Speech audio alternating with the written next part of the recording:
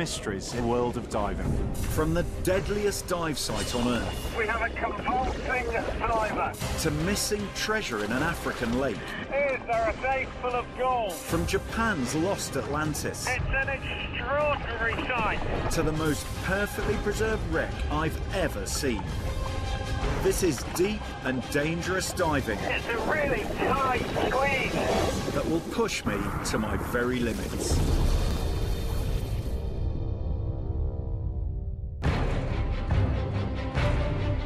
This is the most dangerous dive site on Earth. The Blue Hole on Egypt's Red Sea coast is thought to have claimed over 100 lives. There is something that's killing healthy, active, fit young men. He hit the ground and he started to convulse and died. I've lost a friend in the Blue Hole. He just stepped in, as so many people have before, and the next thing anyone knew was they were doing a body recovery. So what is it that's killing dozens of divers in the prime of their lives? I've recruited some of the best deep divers in the business to investigate the curse of the Blue Hole. The Red Sea is one of the most popular dive destinations in the world. And whilst many are attracted by its fish and coral, Dahab on the eastern Sinai Peninsula has another irresistible draw. When I first got into diving 30 years ago, the one thing I heard about was the Blue Hole of Dahab, this big echoing tomb that people went into and didn't come out of. And that's the reason I'm here, is I want to solve that mystery once and for all. To start my investigation into the so-called curse of the Blue Hole, I've arranged to meet Dahab diving legend Tariq Omar. Hello, Tariq. Hello, welcome to the Red Sea. Thank you so much. Thank you. Tariq's been diving the Blue Hole for the past 20 years. How many people do you think have died in the hole? I've heard 40, maybe. Do you think it's more, less? It's over 100. Wow, Yes. so a lot of people have got in there and not come out. Tariq himself has recovered many of the bodies. He tells me of an ancient legend that some use to explain the curse. A legend said that a girl's name is Shaheen, and she was in love with someone, and actually her family wanted to get her married someone else, and she suicide in the So Blue she jumped Hole. into the hole. They believe that's why her soul is still young, and she attracted. Now she's calling young men into the hole. Yes. Because, Yes. how interesting. How I interesting. prove it long because since 1994 I've been there as a young and as an old, and I never actually. You're obviously not her type. I think so. Whether you choose to believe the legend or not, the curse of the Blue Hole has put Dahab firmly on the map. I first came to Dahab 15 years ago, and even that recently, it still felt really remote and unsettled.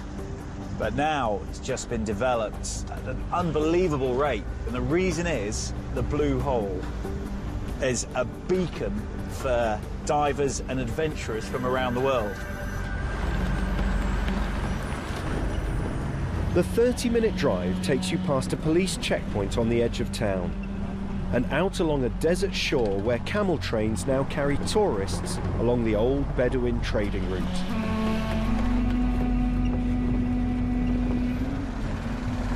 There it is. That's the Blue Hole. You can see this dark patch in the bay there and everything that's built up around it. One of the most famous dive sites in the world. For a great many people, this is the last dive they ever make.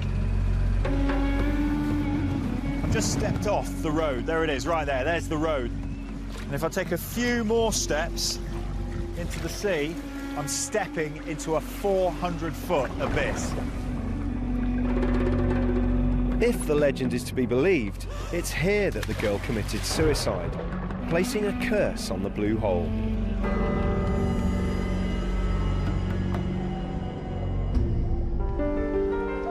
To start my investigation, I'm going to follow the most spectacular route into the Blue Hole. one that starts 200 meters up the coast. This dive is so popular that you have to wait your turn. Some of the divers in the group ahead of me look relatively inexperienced. But for the vast majority of visitors, this is where their big adventure in the Blue Hole starts.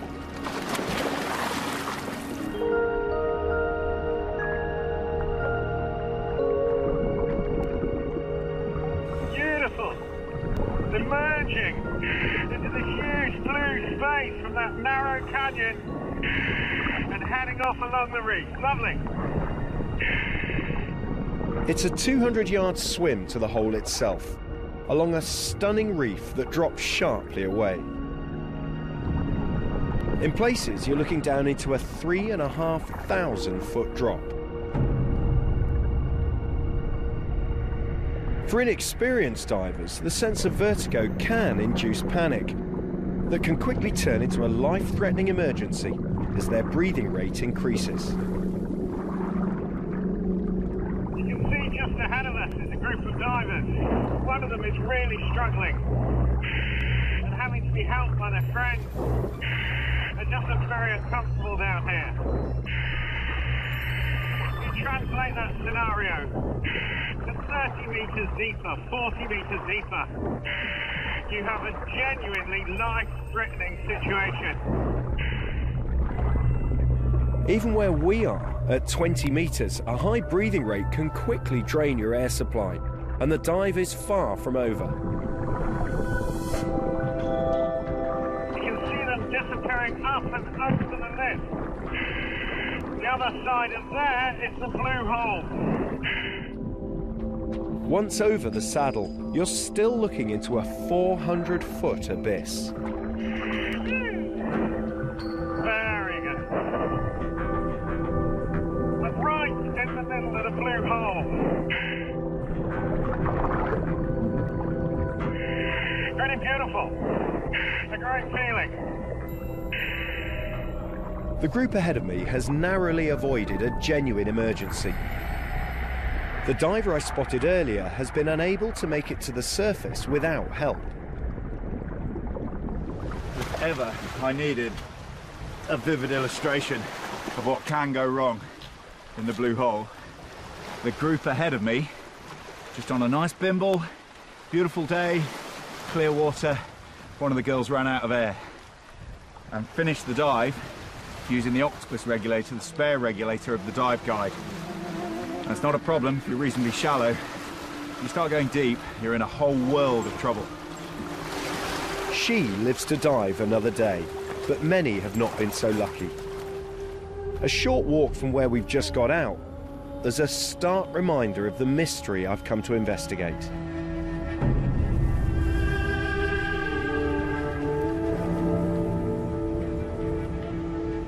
It's a very poignant place indeed, because each one of these headstones tells the story of someone who just went in there for a dive and just didn't come back. One of the most famous stories is of Yuri Lipsky, a 22-year-old diving instructor who died in 2000. I met him maybe 1 or 2 hours before his accident. He was willing to film the Blue Hole, but he did not carry the right equipment or the right certification to go that deep. So I refused, actually.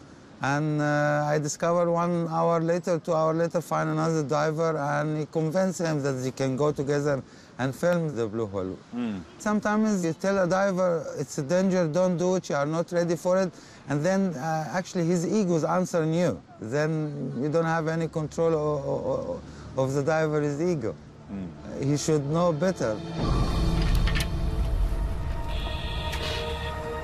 Armed with a small camera to film his dive, Yuri stepped into the Blue Hole. The camera rolled the whole time.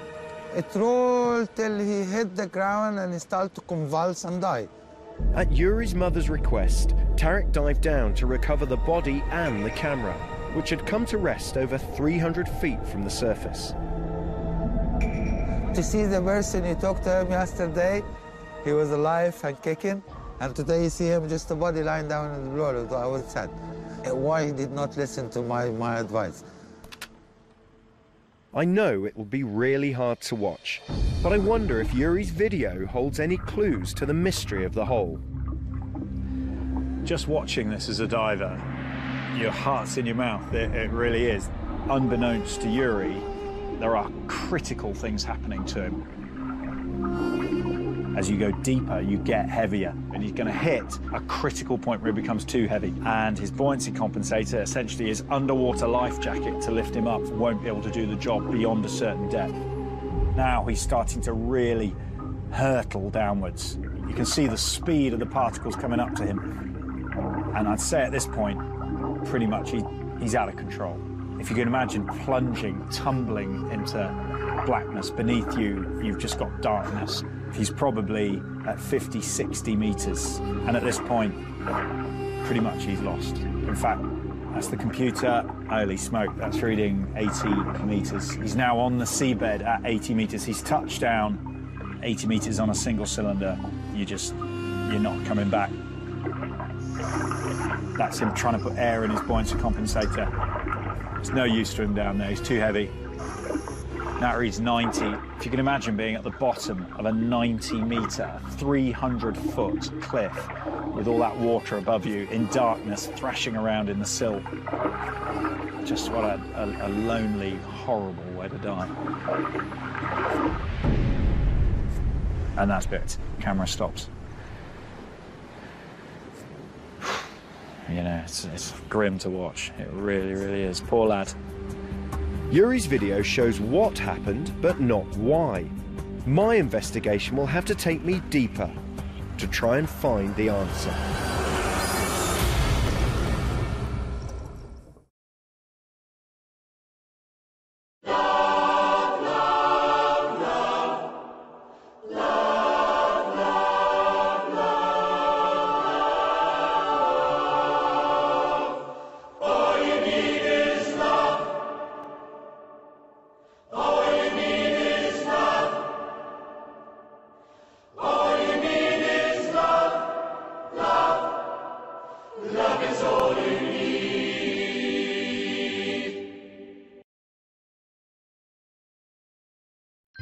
Currys PC World has the tech to satisfy any taste. But with so many gadgets to choose from, what will your friends and family want this Christmas?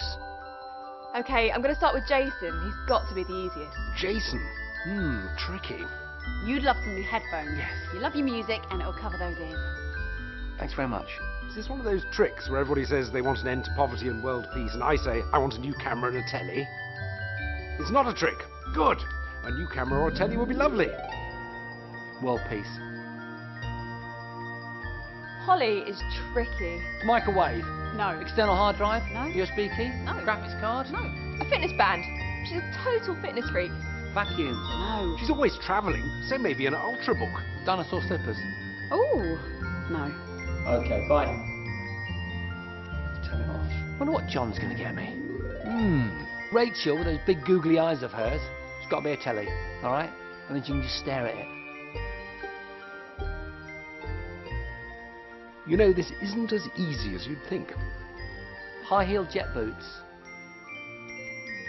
Taking the guesswork out of buying tech gifts this Christmas, Currys PC World is the place to get the right gadgets for the right people. Gifts their love, prices your love. Got it! Jason would love a sweater. Yeah, lovely.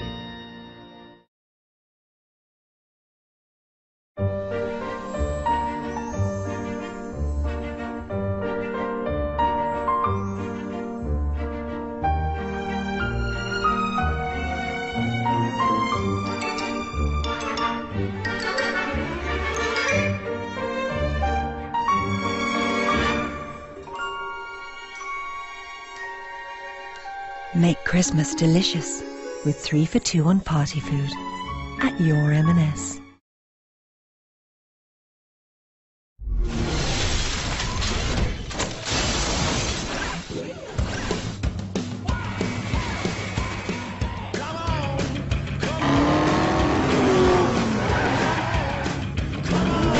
This is an invitation. Xbox on.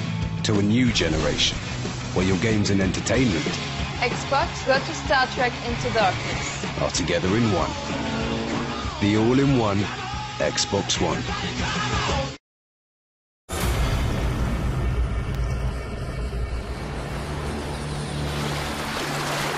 I'm at the Blue Hole on Egypt's Red Sea coast.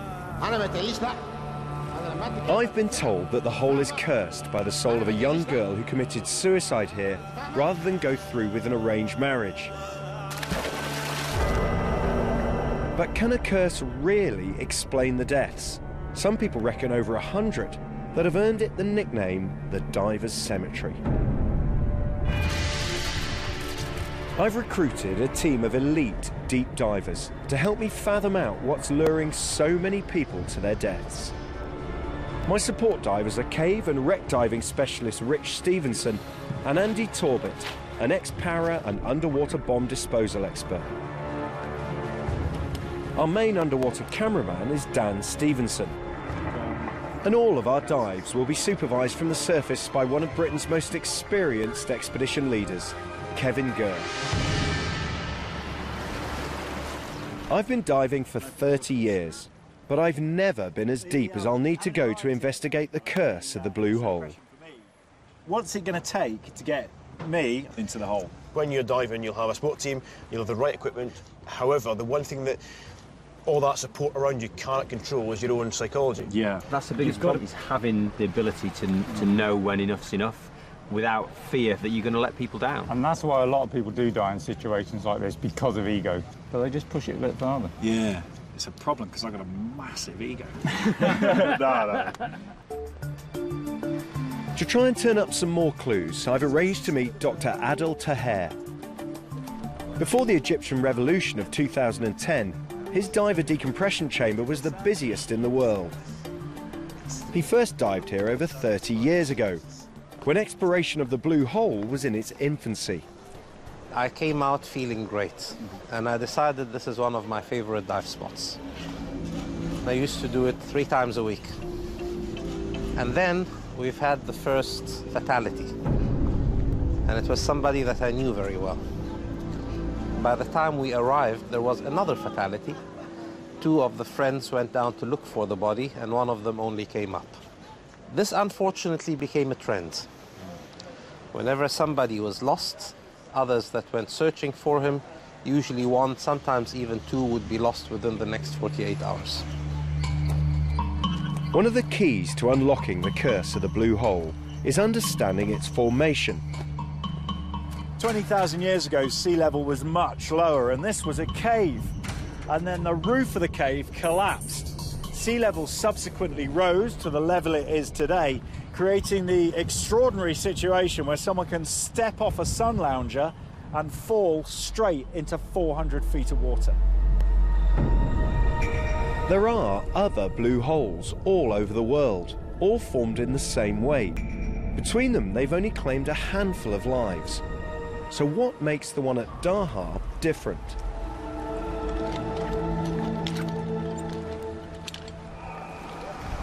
I thought as a first diver it'd be good to actually get in on open circuit gear, normal dive equipment.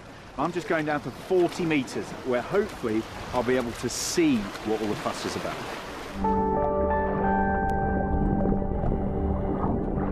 Once to surface, that's dive start. Over. Roger that, over. 40 metres is significant. For their own safety, that's as deep as recreational divers can go. But in the Blue Hole, there's something deeper that some divers find irresistible. This is 40 metres, and just in the distance you can see this little bit of light, bit of mystery up there in the blue, and it really beckons you. 50 metres from the surface, what was once the mouth of a dry cave now forms a massive underwater arch. This is what sets Dahab's Blue Hole apart from all the others, and what tempts so many divers beyond the safe limit of 40 metres. This is as far as I can go, but Andy and Rich are using more sophisticated equipment, which means that they can drop down to the arch. It just feels like it'd be a couple of fin kicks and I'd be there. But that short distance for many divers is the last swim they ever do. So what is it about the depth of the arch that puts divers breathing normal air in such danger? I need to understand what's happening to those who are lured down below the 40-metre limit.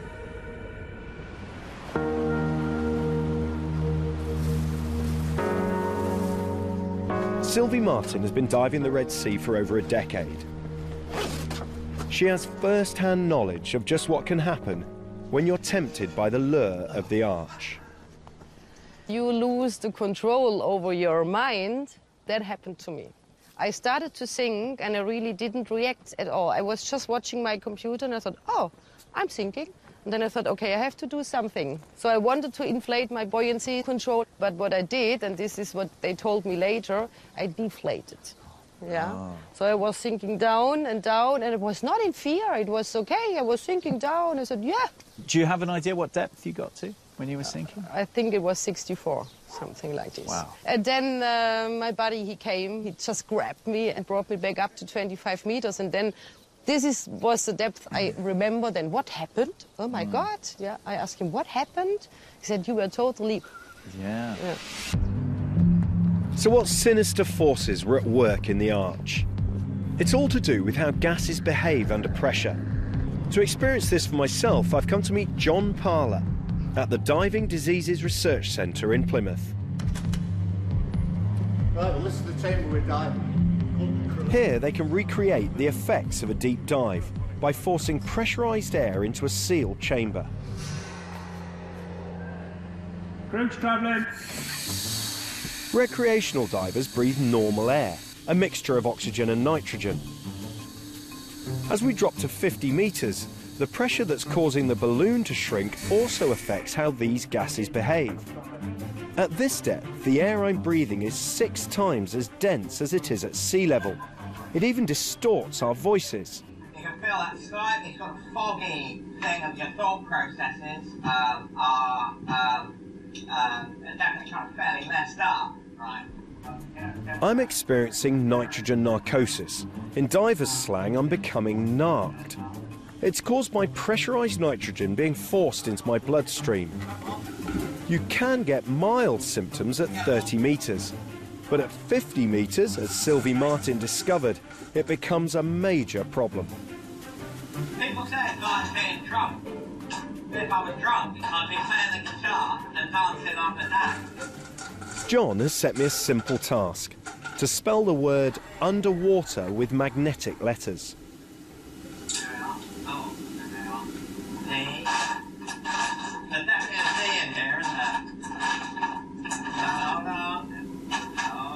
This would be no problem at sea level, but at the equivalent of 50 metres in a fog of nitrogen narcosis, it's difficult to think straight. I eventually get it right, but Dan, our cameraman, is also suffering the effects as he struggles to keep focus. If I had to make decisions now, life-altering decisions, I would be in trouble.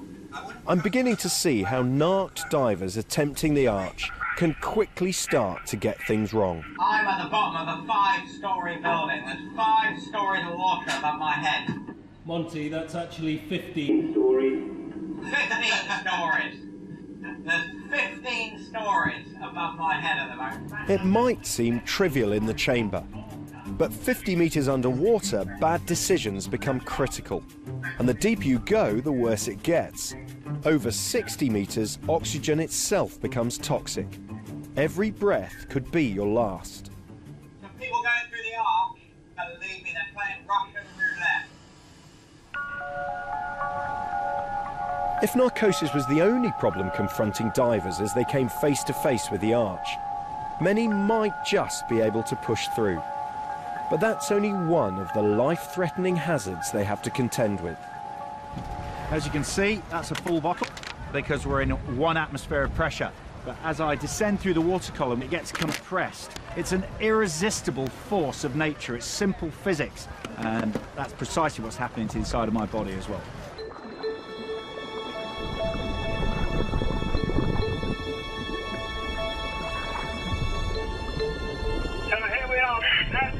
bottle that was full on the surface. I'm only at 10 metres, and you can see it's half the size of what it was.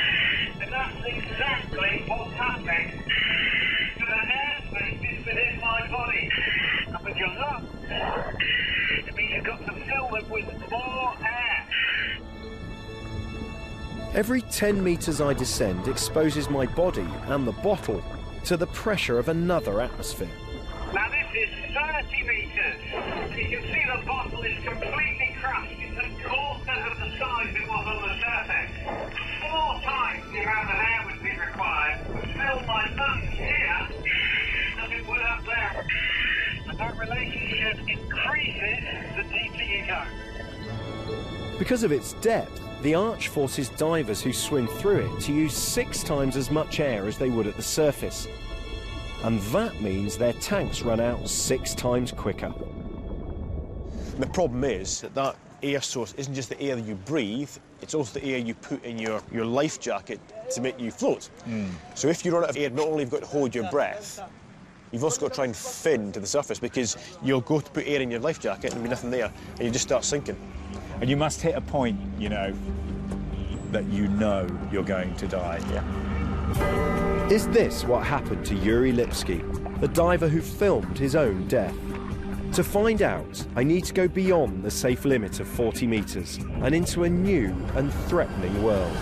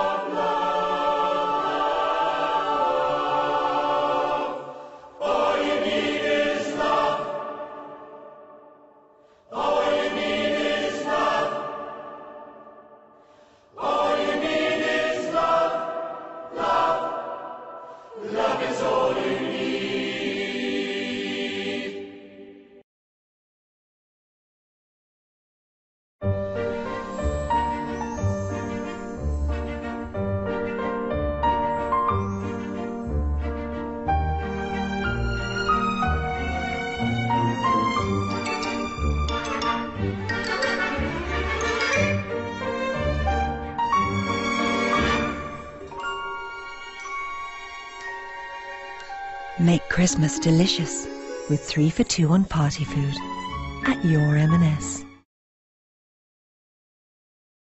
Yeah, it's ages since we had a girls' night in. No touching till the others arrive, but it looks so good. Wow, what's that? What? Are you eating the nibbles? Just testing them. Oh, go on then. Ryvita Thins and New Thins Bites. Perfect for sharing.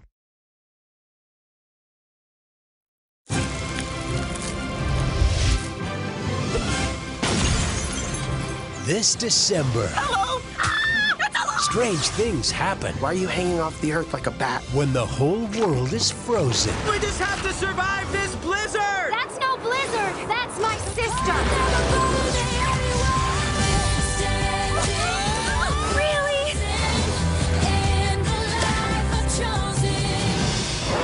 Run! Disney's Frozen in cinemas December 6th.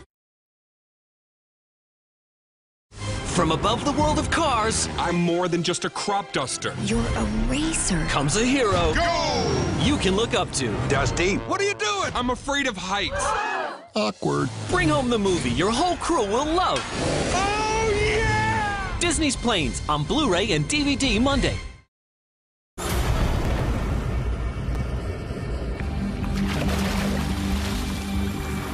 I'm investigating why the arch in Egypt's Blue Hole has lured so many divers to their death.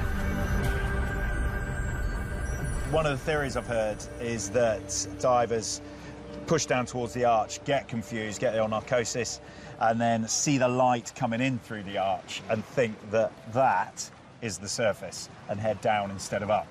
So I think the idea is to try and dive deep and just see if you are getting this sort of ingress of light and this inversion thing going on with a light at the bottom and the dark at the top. It's another little piece, another little fingerprint that we put together in this forensic examination of what's going on in this hole. So, cool. Okay, it'd be good. while Dan and Rich from my support team are qualified to go down to the bottom of the hole at 100 metres.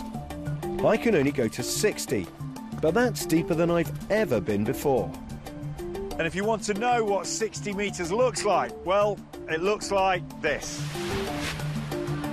To go that deep, I've had to have special training that's taken my diving career to a whole new level. There are two types of kit available to divers, and if I'm to dive the arch safely, I need to choose the right one. The first one is open circuit scuba, self-contained underwater breathing apparatus. Most of the divers who die in the blue hole are using a single scuba tank. With this system, as you breathe out, your exhaled air bubbles into the water and is lost. So your time underwater is limited by the capacity of the tank on your back. So what's the solution? The solution is to try and recycle that air. So the exhaled air you're breathing, all those bubbles that disappear, you breathe them back into your system. So this is a rebreather. Left untreated, the carbon dioxide in your exhaled air would kill you. So the rebreather is fitted with a filter which removes it, so you can go deeper for longer. But even with a rebreather, things can go wrong. Dive at the surface, we have a convulsing diver, over. Surface to support divers, bring the diver up. We've just finished running a simulated emergency to test our evacuation plan. And while we're all focused on Andy, our casualty, there's a genuine emergency unfolding. Dan, our cameraman, has had a problem with his rebreather and has been inhaling carbon dioxide that should have been filtered out. Dan just mentioned he wasn't feeling that good at the end of the dive, so Kev just put him on oxygen. Now, if that happens deep, it's a real problem. It's one of the things that really does scare rebreather divers is carbon dioxide. It's down at 30 metres, but of course the boys will be going down to 100. And down there, a CO2 hit is a whole new, different problem. Very, very serious indeed. Give it another 5 and then just see what you feel like when you've been off for a minute.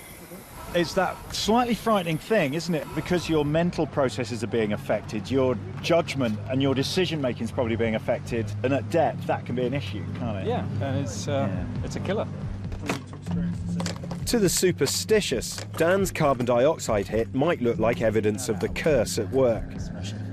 But what was really going on? While I was at the Diving Diseases Research Centre in Plymouth, I removed the all-important filter from my rebreather, so I'll be able to recognise the symptoms if the same thing happens to me.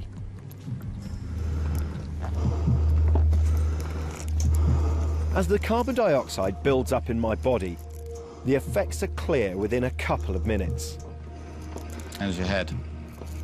So I'm not in control, yeah? Yeah. Okay, just try and slow your breathing down a bit. So you're seeing he's looking a bit flushed, a little bit sweaty, and you're seeing a little bit of tremor in the fingers. And his breathing rate is increasing, and he's not going to be able to control that. After 4 minutes, I'm really struggling.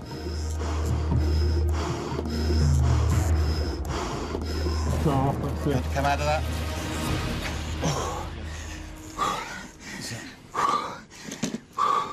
Some good breath. That's it. It'll take a while to pull out. You can feel you're right on the edge. You know, I'm this tightly wrapped, macho idiot about things like this, and you always think you can get through anything. If that had happened at depth, I would have been in a world of trouble. I really would, because there's only one thing I could have done, and that's come off the loop. And unless you've got enough bailout gas to get you to the surface, to get you to a safe place, to get you to a safety dive your buddy or whatever, you're going to drown. The aim of today's dive is to test the theory that light coming through the arch is tricking panicked and inexperienced divers into thinking down is actually up. My role will be to man a safety station at 60 metres, so if Dan or Rich have a problem at the bottom of the hole, I'll be able to help them back to the surface. You've always got a plan for worst case. Yeah. So you're going to be above them at 60 metres. Above you is going to be another safety diver, and above him is going to be another safety diver. The main thrust being that if we do get a situation where someone has to be recovered to surface, then they can be handed off, basically. These are lessons you've learned over lots of years, and they're lessons that have been learned the hard way. Learn, unfortunately, yeah, sometimes, yeah. I have lost a friend in the Arch, a lovely, lovely man. I remember him telling me about how excited he was about how his deep diving career was developing and how fulfilling he was finding it, you know, just sort of pushing those limits a little bit more. He just stepped in, as so many people have before, and the next thing anyone knew was they were doing a body recovery. I still remember the sort of seismic shock, just a real tragedy.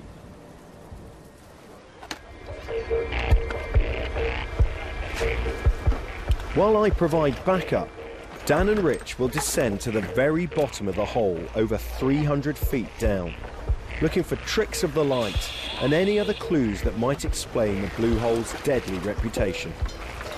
Yeah, Dan, do you want to give me a heads up on dive start, please? Dive start, over.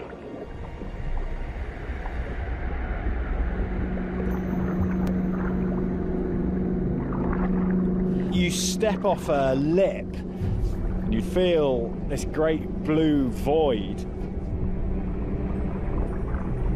There's a distinct moment when you almost leave the world of recreational fun diving and you drop into the technical zone and you're starting to push into real depth. And all the while you feel this cavernous amphitheatre opening up around you. As we get further from the surface, we start to focus on the daylight streaming through the arch. It's as if it's daring us to take a closer look. There it is! That's the arch! It's amazing! It looks absolutely beautiful, and you can see the compulsion to go through it. It's just the next progression, the next natural step is to take yourself through this beautiful space. From where I am, the arch is flooded with light, and it looks like a short swim through. Is that why divers who get to this point press on, rather than returning to the surface? While I stay at 60 meters, Dan and Rich descend beyond the arch to the bottom of the Blue Hole itself. It was thrilling to watch the guys get smaller and smaller and smaller as they headed off into the blue. These two tiny ant-like figures, they look like astronauts. As they look for tricks of the light coming through the arch, they make a grim discovery.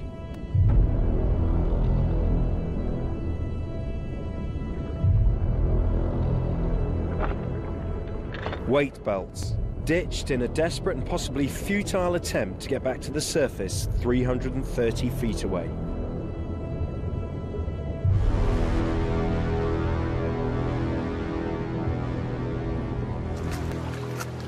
Having had a proper look at the arch, I'm a step closer to understanding what's happening in the Blue Hole.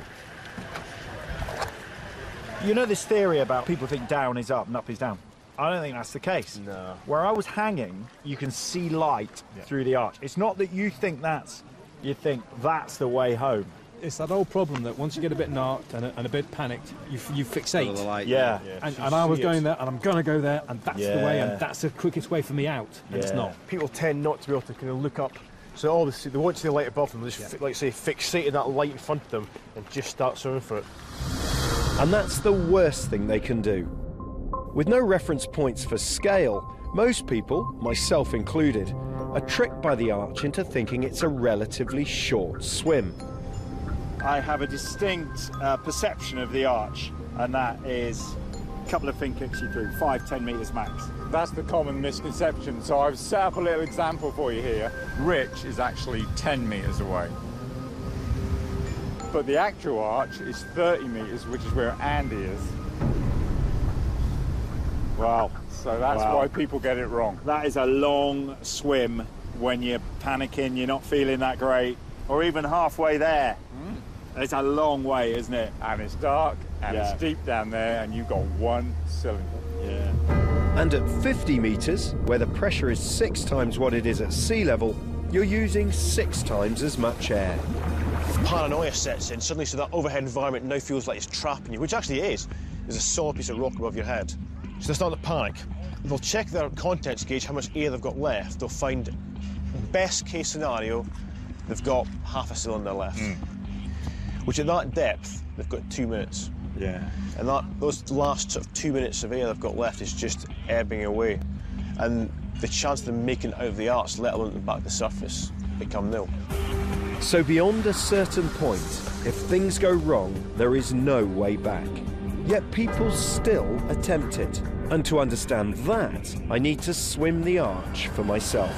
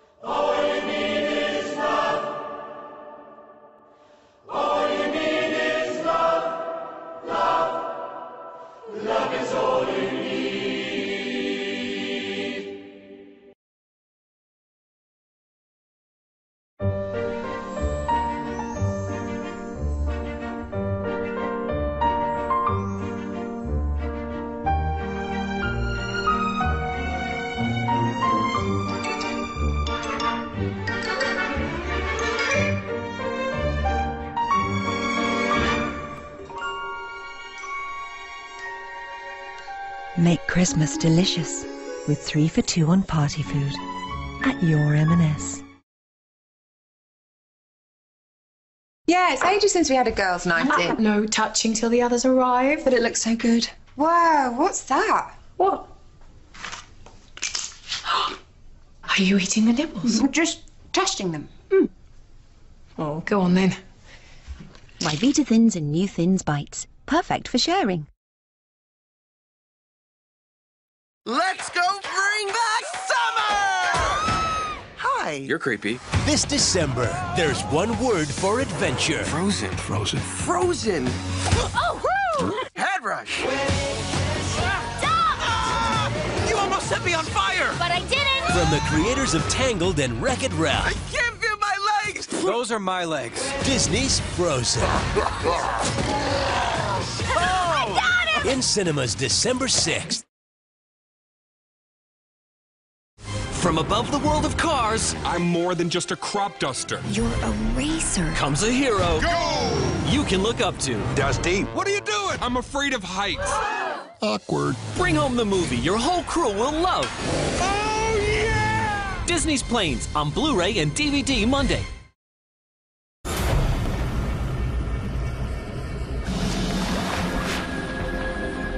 I'm at Dahab in Egypt, trying to unravel one of diving's biggest mysteries.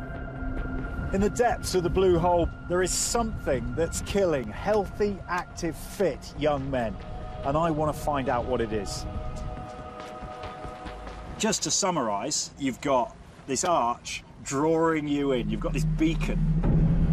And the depth it's at means you're not making correct decisions.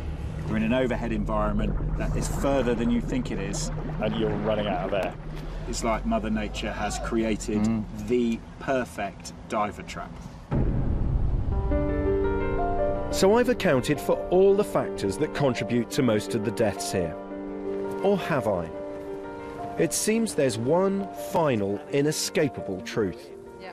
The persons who come to the counter and ask, can I dive the blue hole? I want to go blue hole. You know, only men. Do you think there's something in men's psyche? Absolutely. Men, they want to have adventure, you know, and they want to have a challenge. And women are more like, oh, you know, can I do this? Am I good enough? You know, I don't know if this is in the nature of women, but when you hear something about accident, it's man, it's man, it's man, it's man. In fact, 24-year-old Barbara Dillinger, who died in 1998, is the only female recorded in the memorials. Just about all of these plaques are men. And just about all of these plaques are men of a certain age. If you look at the dates on them, this is 2 guys who died in the hole in 1988. One's 28, the other one's 29. This gentleman here, 24, and this one here, 34. They're all kind of mid, late 20s, early 30s. And I think that speaks volumes for the type of person that's going into the hole and not coming out. We talk about oxygen toxicity, about narcosis, the air you're breathing becoming narcotic. By far and away, the most dangerous substance in that hole is testosterone. It turns out that even my own safety diver has succumbed to the lure of Mother Nature's diver trap. I dived the Blue Hole when I was 25, yeah. Right. On a single cylinder. Through the arch? Mm-hmm. Yeah. I was doing a lot of diving in the military at the time, so I was kind of used to dealing with narcotic effects of air at that depth. I wasn't quite as vulnerable as other people who might be down there. And I figured I'll just bomb straight down at 55, swung through the arch, back up to the side, no dramas. Do you remember how much you surfaced with? I couldn't have been 10, 20 bar. Yeah. So, one breath. Well, 6 seconds of air, yeah, probably give me about 6 seconds of air. Yeah. Roughly. It's interesting to hear you say that. So you had all the experience of deep air, the impetuosity of youth, so you're confident down there, you're happy down there. I was utterly immortal. The whole thrust of what I'm trying to prove here and the conclusions we're drawing here is that to do it is stupid. Some fantastically experienced divers have died in the Blue Hole. And Andy himself admits that if something had happened, if he'd got down there and the current had been stronger than he'd been expecting and he hadn't been able to make it through the arch or he'd had to work too hard, he would have died. Okay guys, so everyone's checked their rebreathers, done a full pre-dive on them, everyone's completely happy about the units. To dive the arch safely, we're using rebreathers and taking some of Daharb's top technical divers to man our safety stops. They're only too aware of the hole's reputation. The last death was just 3 weeks before we arrived.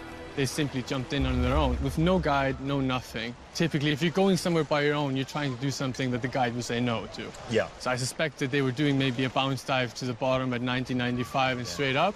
Something went wrong, narcosis, oxygen toxicity, whatever it was, one was critical and one was dead straight away on the surface.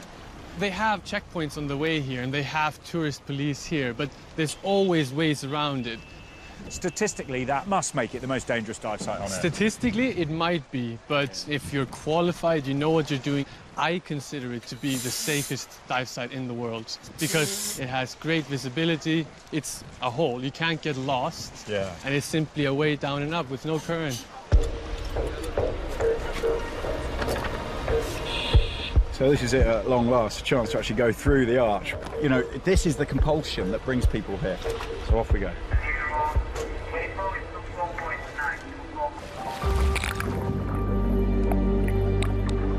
For me, as the surface supervisor, this is the scariest dive.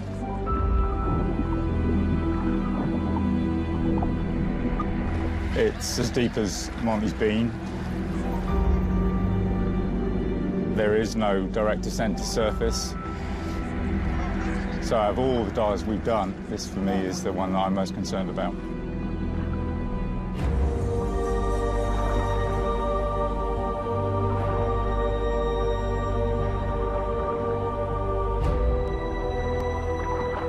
Appearing out of the murk is this hazy blue shape that gradually solidifies into the famous arch.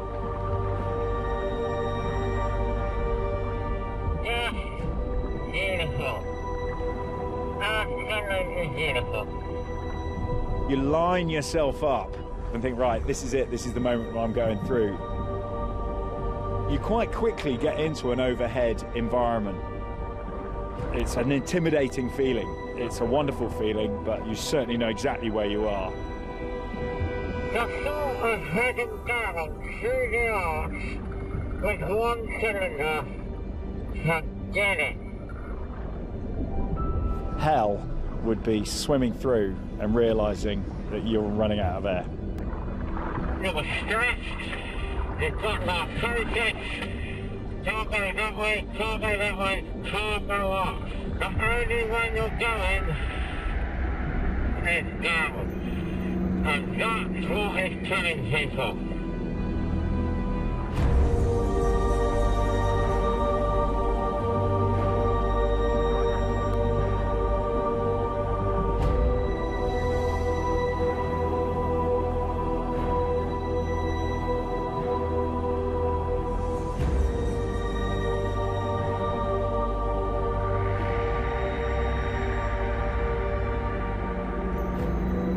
As you move through the arch, the ceiling drives you deeper. So by the time you come out, you're round about 60 metres. I was minutes, seconds here on no tip, and I still got to go all the way back up.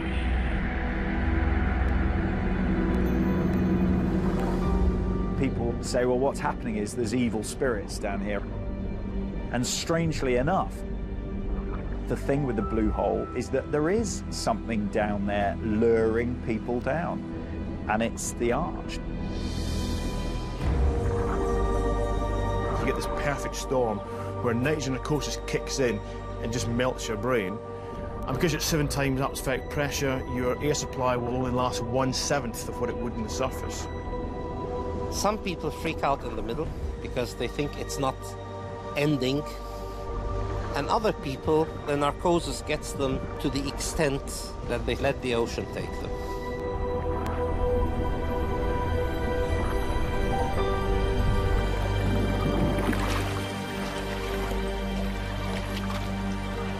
All the miles and all the effort and all the training, all the logistics, everything, all the personnel, it's all culminated in that one moment, really.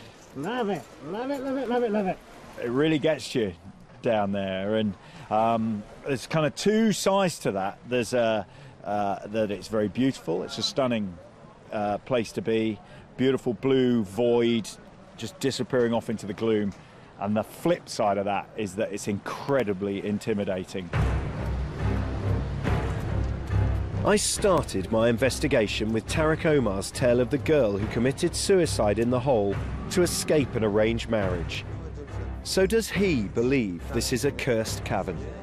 I believe there is a curse in diver's head, not in the hole. The diver, they curse the blue hole, not the blue hole actually curse the divers. This is what I believe. That gorgeous blue light you see in this amazing amphitheatre that's saying come down and swim through, that's the honey trap, and that's the spirit of that girl. You know, that's what the arch is. It's this beautiful thing saying, come down to me. Come and spend a while in a place where you won't be able to think straight and where the air you're breathing will become toxic and will kill you. Come and dwell with me a while and stay down here forever.